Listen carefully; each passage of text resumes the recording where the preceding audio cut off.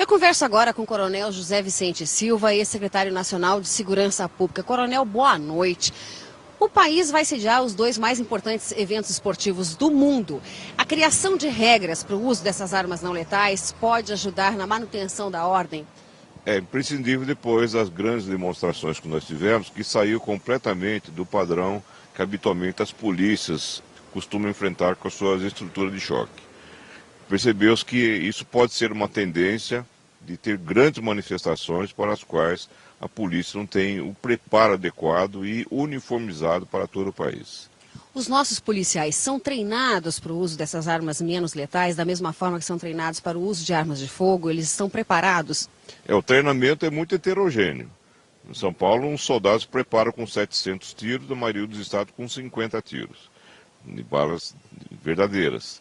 As armas não letais também requerem não só um treinamento de academia, como uma reciclagem permanente, não só com as tropas de choque, como outro tipo de policiamento intermediário, como policiamento comunitário, por exemplo, que possa ser requisitado para as grandes manifestações. Muito obrigada, Coronel, pela sua participação no Jornal da Cultura. Nós voltamos ao estúdio. William. Obrigado, Novaes. Você quer comentar alguma coisa? Não, quero, porque assim, o meu desacordo com essa história aí é muito grande. Então eu quero falar, porque, veja, em primeiro lugar, eu não acho que falte uniformidade na ação da Polícia Militar. Ela é bem uniforme no Brasil inteiro.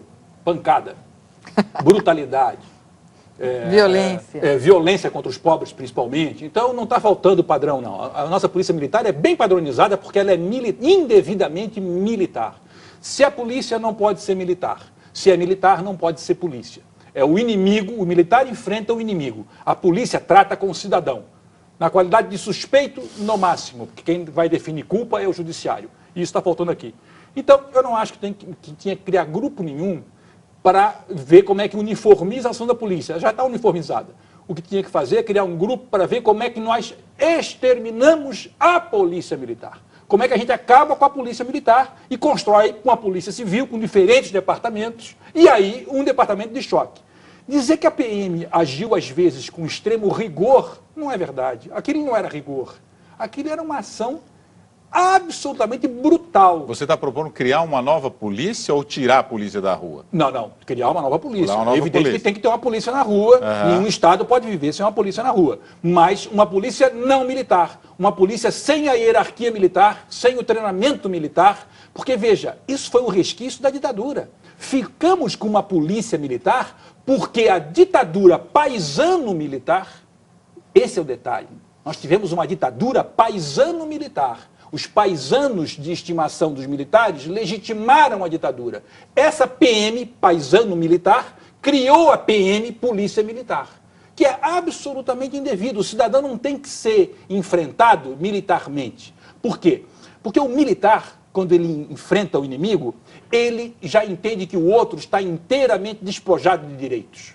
Quando você entra lá, quando você recebe em seu território um soldado inimigo, não há nenhuma possibilidade de conciliação, não há nenhuma possibilidade de entendimento. Novaes, já que você tocou nesse ponto, só perguntar uma coisa então. Essas manifestações que geraram agressões, que a gente percebeu aí nos últimos tempos, que não foram aquelas manifestações ordeiras, foram manifestações desordeiras nos últimos dias aí.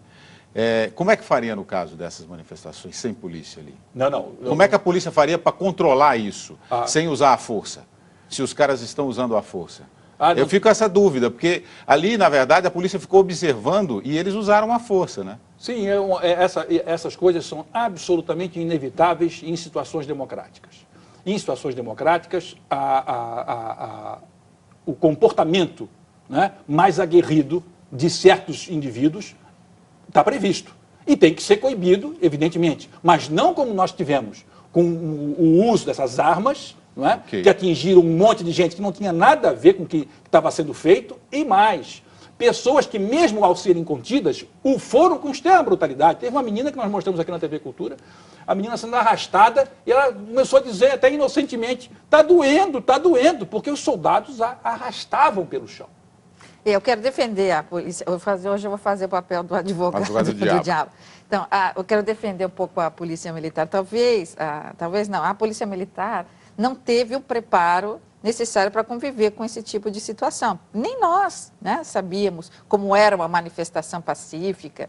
No início a gente ficou chocado, depois nós queríamos participar, depois nós deixamos nossos filhos saírem, aplaudimos, participamos. Então, a polícia também não sabia. Então, no início ela saiu contendo com um pouco de força, como se fossem inimigos. Chamado a atenção, ela recuou, tanto que ela recuou e deixou a cidade mesmo nas mãos dos vândalos, que passaram a quebrar, destruir. Né?